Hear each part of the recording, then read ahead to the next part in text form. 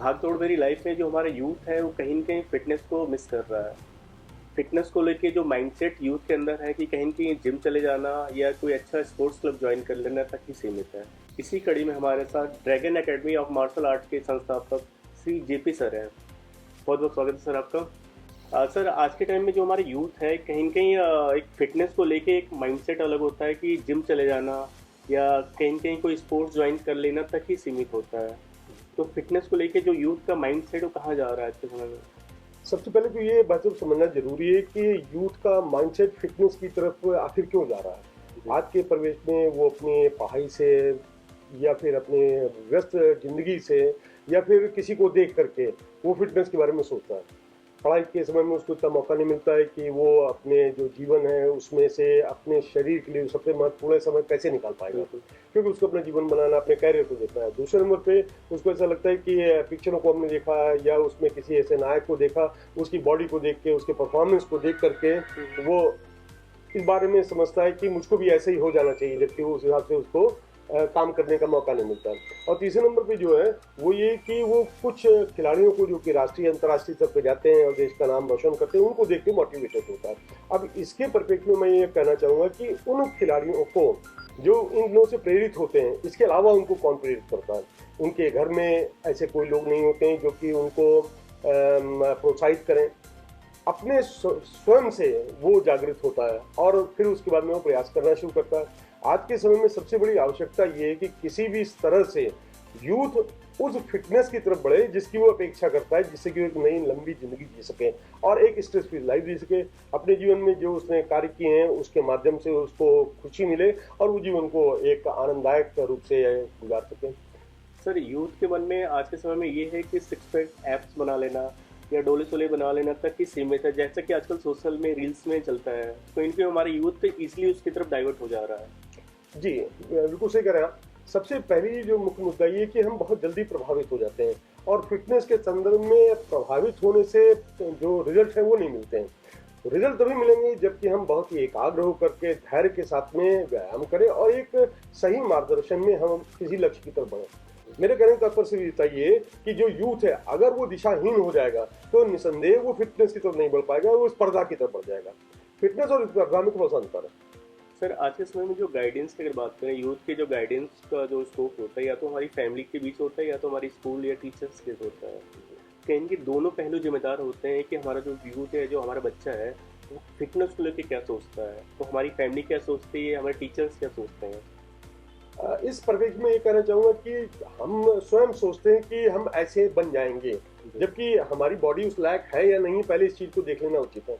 हमारे टीचर जो हैं वो हमें किसी एक विशेष क्षेत्र में देखते हैं कि अच्छा है, तो वो सोचते हैं इसी क्षेत्र में उसको बढ़ाया जाए। उसके अतिरिक्त वो बात नहीं करते हैं। विद्यालयों में या संस्थान जो हैं या जो भी शैक्षणिक संस्थान है, उसमें उस स्तर की सुविधाएँ ही नहीं हैं जिसके लिए हम सोचते हैं। आज के समय में मेरी एक्टोमॉर्फिक बॉडी है या मेरी मीजोमॉर्फिक बॉडी है या मेरी एक बॉडी ऐसी है जो दोनों के बीच में आती है। तो पहले तो हम अपने आप को पहचान लें, फिर उसके बाद में प्रयास करना शुरू करें। फिटनेस में सबसे जो महत्वपूर्ण चीज़ है वो ये है कि मुझको उस चीज़ की उपलब्धता है, जिस चीज़ की है उसी के माध्यम से मैं फिट बनूँ। ज़्यादा पैसा ना खर्चाओ, क्योंकि अगर आप देखेंगे अगर फौरी तौर पे तो मेरे अपने खुद के ज़िले में जो जिम है उसमें वो सुविधाएं नहीं है जो कि होनी चाहिए।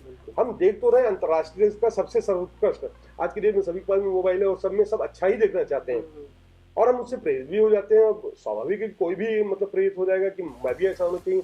अब मेरा पेट बढ़ा हुआ है लेकिन मैं वॉकिंग नहीं करता हूँ, मुझको मालूम नहीं कि पेट की एक्सरसाइज कौन सी होती है, तो वो एक्सरसाइज जो मुझको उपलब्ध है मुझको कर लेनी चाहिए। जो सक्षम टीचर्स हैं उनसे इस पर हम बात करें और अपने गोल्स को निर्धारित करें फिजिकल फिटनेस के लिए। फिजिकल फिटनेस में केवल ये नहीं है कि हमारी बॉडी है बहुत स्लिम ट्रिम हो, बल्कि हमारा स्टेमिना भी बेहतर हो, हमारी फ्लेक्सिबिलिटी भी बेहतर हो और साथ साथ में हम उसको करने में प्लेजर महसूस करते हो। यही फिटनेस की मैं समझता हूँ कि आज की डेट में युवाओं को आवश्यकता है और उसके लिए उनकी जो ग्राउंड लेवल पे टीचर्स जो हैं, जो उनके परिवार के लोग हैं, उनको निसंदेह उनको प्रोत्साहित करना भी चाहिए। सर जैसे कि आप पिछले 35 सालों से मार्शल आर्ट को लेके आप चल रहे हैं, तो कहीं कि आज जो हमारा यूथ होता है उनके माइंड में ये होता है कि चलो कोई जिम ज्वाइन कर लेते हैं, 2 से 3 महीने में हमारी बॉडी बन जाएगी, हम फिट भी हो जाएंगे। But being a martial art student को जो होता है उसके अंदर एक प्रॉपर एक डिसिप्लिन, डाइट, प्रॉपर चार्ट, उनकी लाइफस्टाइल, हर चीज़ की मॉनिटरिंग होती है। जबकि जिम में ये सब चीज़ें मिसिंग होती है। बिल्कुल सही बात है इसमें। जिम एक सब्जेक्ट विशेष पे काम करता है, वो आपके बिल्कुल। मसल्स के ऊपर काम करेगा, वो आपकी क्या कहते हैं काठी के ऊपर काम करेगा जी। और वो आपको एक ऐसे स्तर पे लेके जाएगा जहाँ पर आपको मेहनत कम करना पड़े और आपको रिजल्ट ज़्यादा मिले, बिल्कुल, बिल्कुल। है नहीं? और ज़्यादातर जो यूथ है, युवा है, वो भी यही चाहता है कि समय हमारे पास में है नहीं, पढ़ाई के इतने घंटे हैं, में जॉब के इतने घंटे, उसमें जो छोटे-मोटे हमको घंटे मिल रहे हैं, हम उसमें अपने आप को बिल्कुल हरकुलिस बना लें। कोई भी आदमी निचले स्तर पे नहीं आता है। हम आज की डेट में बात करें तो मार्शल आर्ट्स 2 सेगमेंट में काम करता है। हुँ, हुँ। जिम सिर्फ एक सेगमेंट में काम करता है, आपको बॉडी को एक्सपोज करता है, जैसे कि लोग आपकी तरफ आकर्षित होते हैं। आप वहाँ पर बात कीजिए, जैसे किसी भी आप जिम के लोगों को ले लीजिए, जिसकी अच्छी पर्सनालिटी, वो कितना दूर दौड़ सकता है? बिल्कुल। क्या वो कैपेसिटी है उसके अंदर कि वो 200 मीटर का स्प्रिंट कर सकता है? स्टेमिना नहीं है। स्टेमिना नहीं है उसके पास में। तो आज के समय में फिजिकल फिटनेस का अगर हम पैरामीटर देखें तो उसमें कई चीजों की शामिल होती हैं और उसके लिए मार्शल आर्ट बहुत उपयुक्त है। जैसे कि आप बात करें कि मार्शल आर्ट में सबसे पहले तो ये है कि हम कैरेक्टर बिल्डिंग करते हैं, बिल्कुल। है नहीं? जो कि किसी भी लिए अच्छा है। हम अनाप शनाप खाना खाएंगे तो भी हमारी बॉडी क्या कहते हैं फिट नहीं होगी, है नहीं? हम स्थूल हो जाएंगे। मार्शल आर्ट में आप जहाँ एक और अपनी फिट बॉडी को फिट करते हैं, वहीं दूसरी ओर आप सेल्फ डिफेंस को भी प्रमोट करते हैं। आप डरेंगे तो निश्चित रूप से क्या कहते हैं आप अच्छा से नहीं कर पाएंगे। तो मार्शल आर्ट करने से कई सारे फायदे हो सकते हैं, हम उस बारे में ज़्यादा चर्चा नहीं करेंगे। पूरे विश्व के जितने भी देश हैं सभी लोग अपने अपने स्तर की मार्शल आर्ट करते हैं, चाहे वो कपोरिया हो, चाहे वो कुंग फू हो, चाहे ताई ची हो। सब तरह की मार्शल आर्ट्स केवल एक ही चीज़ को पहले प्रमोट करती हैं कि वो आपकी फिजिकल फिटनेस को बेहतर करें, आपके स्टेमिना को बेहतर करें, बैलेंस को बेहतर करें और आप लॉन्जेविटी की तरफ बढ़ें, न कि हम अपने शरीर को पूरा फुला लें। जिम कुछ समय के लिए हो सकता है, मान लीजिए कि आप 55 साल तक का जिम कर सकते हैं, उसके बाद में बॉडी में हमारे पास में क्या कहते हैं प्रोटीन की कमी होने लगती है। लेकिन मार्शल आर्ट में तो हम जीवन भर कर सकते हैं, स्टेमिना भी बेहतर रहता है उसमें और काफी चीज होती है। मैं इसकी वकालत नहीं करता हूँ कि आप मार्शल आर्ट करें, मैं सिर्फ इस बात की वकालत करता हूँ कि आज के परिप्रेक्ष्य में माननीय प्रधानमंत्री मोदी जी की ये जो कथन है कि फिट इंडिया होना चाहिए, ये अभियान निसंदेह जन जन के पास जाना चाहिए कि हमें फिट बनना है। खिलाड़ी होना एक अलग बात है, लेकिन फिट होना एक अलग बात है। आज की डेट में महिलाएं, बालिकाएं और साथ साथ में युवा वर्ग, इवन जो वृद्ध लोग हैं, उनको भी फिटनेस की तरफ बढ़ना चाहिए, क्योंकि इसके अलावा कोई विकल्प नहीं है। डॉक्टर एक विकल्प नहीं हो सकता, अस्पताल एक विकल्प नहीं हो सकते हैं। ये आपको ठीक करने का एक माध्यम जरूर हो सकते हैं, लेकिन जब आप एक बार ठीक होकर कहते हैं तो आपके साइकोलॉजिकल स्ट्रेस आपको हो जाते हैं कि अरे मैं तो बीमार हो गया। बिल्कुल। लेकिन फिटनेस में जहाँ आप बात करते हैं कि अगर हमने पैरामीटर पूरा कर लिया, हम चिन अप करते हैं, हम पुशअप करते हैं, हम रनिंग करते हैं, हम स्क्वाट्स करते हैं, ये चीज़ अगर हम कर पा रहे हैं तो हमको दिखाई पड़ता है कि यार मेरी बॉडी ठीक है और मैं ज़्यादा बेहतर महसूस करता हूँ।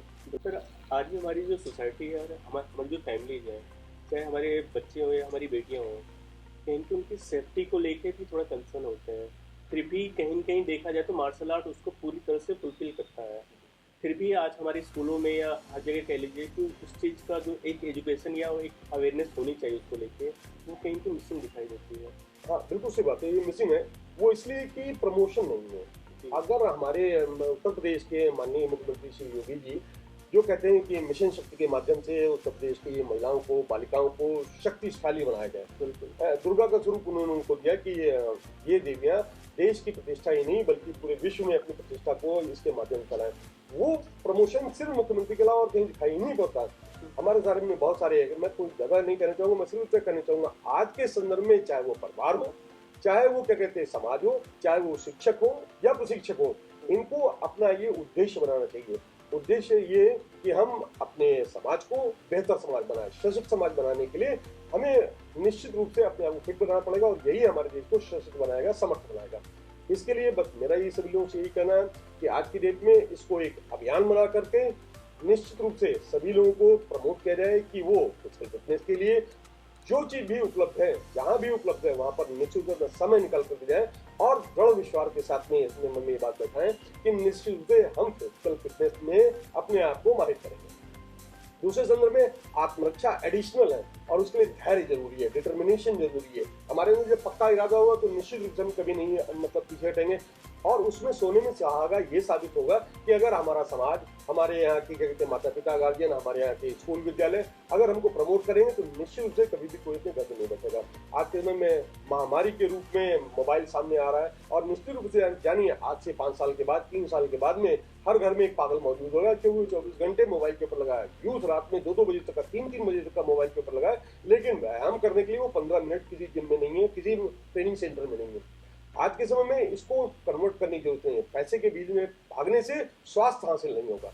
आप फिट नहीं हो पाएंगे, बल्कि आप उसी में डूबते चले जाएंगे। ये ऐसा दलदल है जहाँ पर निकलने की कोई संभावना नहीं है, सिर्फ एक ही संभावना है, और वो संभावना है अपने लिए व्यायाम। सर मार्शल आर्ट को लेके कहीं कहीं आज भी हमारा समाज या हमारी फैमिली तो एक स्पोर्ट्स की कैटेगरी में रखती है। वही सोचते हैं कि हमारा बच्चा एक स्पोर्ट्स एकेडमी ज्वाइन करे और आगे किस लेवल पे आएगा तो उस मेडल लेके तो उसको अपने रेगुलर रोज़मर्रा में क्यों नहीं उसको शामिल करते हैं? कहीं हमारी फिटनेस, हमारा मेंटली जो स्ट्रांगनेस होती है वो भी उसके लिए बनती है। अब देखिए, ये एक ऐसा विचित्र मतलब प्रश्न है। भारत का जो कल्चर है वो बड़ा ही क्या कहते हैं संतोषी प्रकृति वाला कल्चर है, जो होगा देखा जाएगा, है नहीं। हम कभी भी किसी भी चीज को प्लान करके नहीं चलते हैं, जबकि ये सेगमेंट एक ऐसा है जो प्लान करने वाला है। हम विश्व की सबसे पुरानी सभ्यताओं में से एक है। बिल्कुल, हमने बहुत सारे क्या कहते हैं चीजों पे काम किया है, जिसमें कि अध्यात्म पे काम किया है, जिसमें हमने स्वास्थ्य पे काम किया है, जिसमें कि हमने प्राणायाम पे काम किया है, हमने सभी चीजों पे काम किया है। हमारे यहाँ का योगा पूरे विश्व में फैला हुआ है और लोगों ने उसकी महत्ता को स्वीकार किया है। जहाँ एक और क्या नाम है विश्व योग दिवस होता है, वहीं दूसरे विश्व आध्यात्म दिवस मेडिटेशन डे भी होता है। हमने बहुत कुछ किया है, परंतु उसके ऊपर हम गढ़ नहीं रहे। हमने उसको सिस्टमैटिक वे में आगे नहीं बढ़ाया। आप बात करें हमारे पड़ोसी देश की, चाइना, आप चाइना भी छोड़ दिया, आप नेपाल की बात कीजिए। वहाँ पर सुबह 10 रंगशाला है, वहाँ पर सभी लोग सुबह 5 बजे से लेकर के 8 बजे तक सभी लोग व्यायाम करते हुए मिलेंगे। वहाँ पर जितने छोटे छोटे क्षेत्र है वहाँ के लोग फुटबॉल खेलते हुए मिलेंगे। लखनऊ के परिप्रेक्ष्य में आप बात करिए, कितने लोग सुबह दौड़ने के लिए निकल रहे हैं और कितने लोग फुटबॉल खेल रहे हैं। फुटबॉल तो बहुत बड़ी बात हो गई। दौड़ने में ही क्या कहते हैं परसेंटेज आप निकाल लेंगे तो वो होगा 10%, 5%। हम स्वास्थ्य की क्या बात करें? जब तक हमारे मन में ये विचार नहीं होगा कि हमें स्वस्थ बनना है, उसके लिए चाहे वो मार्शल आर्ट हो, चाहे वो जिम हो, चाहे वो एरोबिक्स सेंटर हो, और चाहे आपका खुद का इंटेंशन हो कि हम सुबह घूमने जाएंगे, वॉकिंग करने जाएंगे, पहले हमें कुछ सोचना पड़ेगा इसके बारे में। कोई भी प्रशिक्षक आपको आगे नहीं बढ़ा सकता जबकि आपके अंदर इस बात की चाह नहीं होगी कि हम पूरे जीवन में जब तक जीवित हो हम स्वस्थ रहें। और मार्शल आर्ट में बहुत अच्छा माध्यम हो सकता है जो कि कई प्रकार के आपको फायदे पहुंचाता है। चाइना में हम लोग जब जाते हैं वहाँ ट्रेनिंग करने के लिए प्रतियोगिता में, तो वहाँ पर देखते हैं वो जीवन की एक शैली है। अगर वहाँ पर जो बच्चा 5 साल का है, 3 साल का है, 2 साल का है, वो एक्सरसाइज कर रहा है, विभिन्न तरीकों को सीख रहा है, आत्मरक्षा भी सीख रहा है, और वहीं वो दूसरी तरफ 90 साल के और 95 साल के वृद्ध लोग भी कर रहे हैं। मैं आज से करीब 15 वर्ष पहले चाइना गया, बीजिंग मैंने देखा पार्कों में बहुत सारे इक्विपमेंट लगे थे। आज वो हमारे यहाँ जाकर लगना शुरू है पार्कों में। हम बहुत पीछे हैं लेकिन हम आगे निकल सकते हैं। मन में हमको ये विश्वास रखना है कि हमें अगर आज के समय में सशक्त भारत बनना है, विकसित भारत बनना है, तो सबसे पहले यहाँ के लोगों को सबसे पहले एक चीज सीखनी है कि हमें समर्थ बनना है और स्वस्थ बनना है। सर हमारा जो समाज है कहीं कहीं जितनी जल्दी मोटिवेट होता है उतनी जल्दी डीमोटिवेट नहीं होता है। से मान लीजिए अभी कोविड के टाइम पे लोग फिटनेस को लेकर बहुत एक्टिव हो गए, लोगों ने आयुर्वेदिक चीज़ों पर फोकस किया, एक्सरसाइज, टहलना कुछ दिनों तक चला। फिर आज के समय में देख लीजिए लोग फिर से वही लापरवाही लोग अंदर आते जा रही है कि चलो अब तो चला गया, अब जब आएगा तो देखा जाएगा। तो हमारे समाज में फिटनेस का बस यही है, कुछ दिन कर लो, फिट हो जाओ, वापस फिर से अपना रैकेट चल जाए। वही बात है कि मोटिवेशन प्रॉपर नहीं है। और सबसे बड़ी चीज़ है कि हमारे यहाँ खाने का जो कल्चर है वो बहुत बड़ा कल्चर है। हमारे यहाँ जो जिम में अगर मान लीजिए कि अच्छी मशीनें हैं तो लोग जाना चाहते हैं, लेकिन उनका फंड नहीं, फंड उतना पे कर नहीं पाते हैं। क्वालिटी की चीज़ में निश्चित रूप से फंड जाएगा। यानी मान लीजिए उसी जिम के अंदर अभी कोई सेलिब्रिटी आ जाए तो 10 लोग जाने लगे, कोशिश कर देंगे। अब चूंकि सेलिब्रिटीज तो आती नहीं, सेलिब्रिटीज आपके घर में सब लोग लगा रखा है, इसलिए लोगों को मोटिवेशन मिलता नहीं है। 80% जो लोग हैं वो सिर्फ इसीलिए जिम जाते हैं कि उनका शरीर स्वास्थ्य बेहतर हो और उनको पिक्चरों में ले लिया जाए और वो उसके बाद में आगे बढ़ जाए। मैं ये मान के चलता हूँ कि आपकी फ्लेक्सिबिलिटी अगर बेहतर है तो शरीर विन्यास कोई बहुत बड़ा मतलब नहीं रखता है।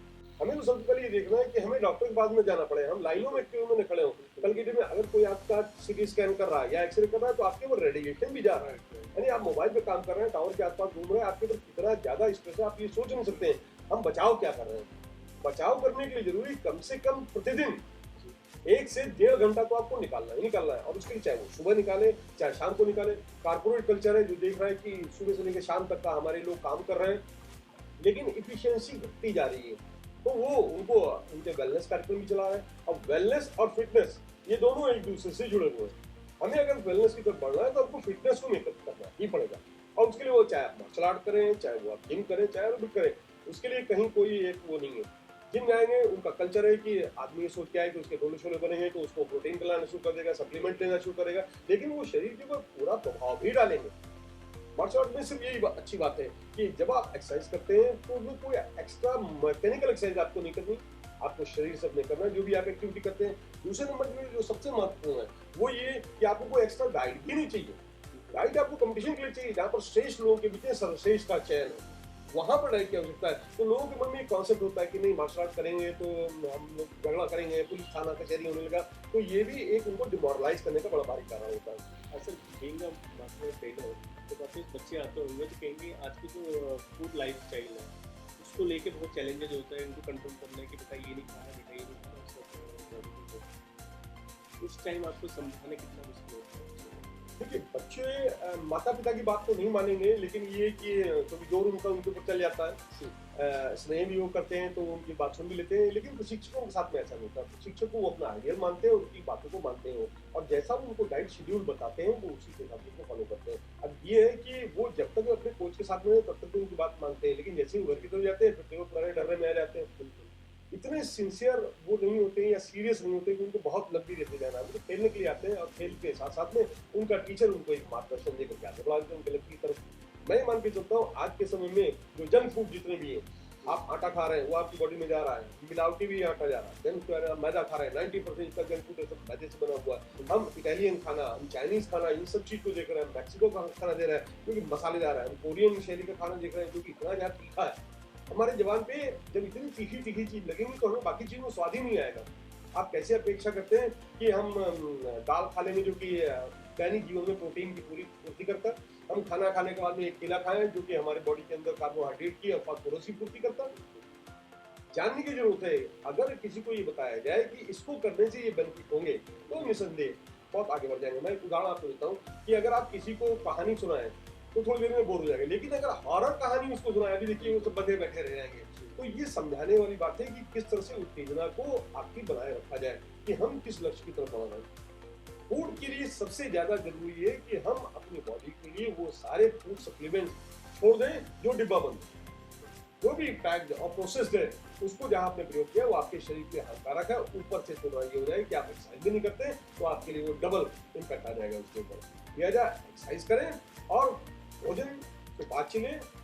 कोशिश करें जैसे हमारे यहाँ फ्रिज का कल्चर है, ठंडा पानी हम इतना पियेंगे बिल्कुल चिल्ड हो जाएगा, उसके ऊपर क्या कहते हैं कोका कोला ले लेंगे उसके ऊपर डबल चिल्ड उसको कर देंगे। प्रयास करते हैं कि बिल्कुल क्या करते हैं कि बहुत उत्तेजना हो जाए, लेकिन वो शरीर की बहुत नुकसानदायक है। कहा क्या किया गया कि हमारा एक हीरो पिक्चर पे स्टंट दिखाता है और कूदता है, हमको देख करके छोटे बच्चों को नहीं मालूम होता ये क्या है, ये सच है कि झूठ है, ये तो विज्ञापन है। लेकिन वो उस चीज को नहीं समझता, वो तो समझता मैं भी ऐसे ही कर दूंगा और बच्चे करने लगता है। क्या कभी किसी टीचर को, जैसे कि मैंने सचिन तेंदुलकर को बुला के बताया कि ऐसा किए जाने से मैंने क्या कहते हैं अपने जीवन को इस लेवल पे ले गया कि ब्रिटेन उनको सर के बाद देने को तैयार बैठा हुआ। जब हम किसी को सक्सेसफुल व्यक्ति को देखते हैं उससे हम मोटिवेटेड होते हैं। हम आज के समय में केवल फिल्मी हीरो से जो कि नकल करते हैं उनसे मोटिवेटेड है, इसलिए हमको वो रिजल्ट मिल पा रहा है। बेसिक जितना ज्यादा मजबूत होगा, जितना ज्यादा आपकी नींव स्ट्रांग होगी, उतना ही ज्यादा आप क्या कहते हैं ऊंची इमारत बना पाएंगे। और उसके लिए सबसे ज्यादा जरूरी कि हम रोज अपने दैनिक जीवन में व्यायाम को एक जगह दें। फिटनेस, स्पोर्ट्स और क्या कहते हैं जो कल्चर है, ये निसंदेह आने वाले 1.5 अरब की जनसंख्या में बहुत बड़ा स्थान रखता है, जो कि आपको पैसा भी देगा। एक तो जिम खुल रहे हैं जो इसका प्रभाव है, बड़े बड़े जिम खुल रहे हैं और आने वाले समय में जिस तरह से चेनें खुल रही हैं, निश्चित बात से जानिए कि ये आपको नौकरी की तरफ नहीं ले जाएगा, आपको व्यवसाय की तरफ ले जाएगा। आप जहाँ एक और पैसा भी कमाते हैं वहां पर आप समाज के लिए अपना योगदान भी करते हैं। मैं ये मान के चलता हूँ आने वाले समय में जैसे जैसे इस देश का स्पोर्ट्स स्टैंडर्ड बढ़ता जाएगा, इसका बजट बढ़ता जाएगा, उसी तरह से लोग युवा वर्ग उसकी तरफ बढ़ेंगे। आज के समय में सिर्फ युवाओं की बात नहीं करते, हम बात करते हैं वृद्ध लोगों की भी। वृद्ध लोगों को भी अपने एक्सपीरियंस को शेयर करना चाहिए। सिर्फ ये नहीं कि हम घर पे बैठे हैं, बल्कि लोगों से मिले और एक कल्चर को आगे बढ़ाएं। और इसमें यकीन जाने कि कुछ कंपनी ऐसी जो कि विदेशी हैं, भारतवर्ष में आकर के इसके पे उन्होंने काम करना भी शुरू कर दिया, जो कि कंट्रोल की योजना पे काम कर रही है। तो हो सकता है कि उत्तर प्रदेश में अभी भी डलनेस हो, लेकिन बेंगलुरु में आप बात करिए, एक से एक बड़े बड़े क्या कहते हैं जिम और ट्रेनिंग सेंटर बन रहे हैं। फिजिकल फिटनेस सेंटर बन रहे हैं। आप वहाँ पर जाइए, कतई ये मत कहिए कि मुझको चैंपियन बनना है, आप कहिए मुझको फिजिकल फिटनेस बनना है और मैं अपने फिजिकल फिटनेस के पैरामीटर को पूरा करूँगा। Thank you so much sir, बहुत अच्छा लगा आपसे बातचीत करके। सर ने कहा कि स्पोर्ट्स एक्सरसाइज को केवल कैरियर पर्पस के ही यूज़ नहीं करें, बल्कि अपनी रोज़मर्रा की फिटनेस के लिए उनको यूज़ करें, जिससे हमारा विल पावर, हमारी स्टेमिना काफ़ी अच्छी हो सकती है।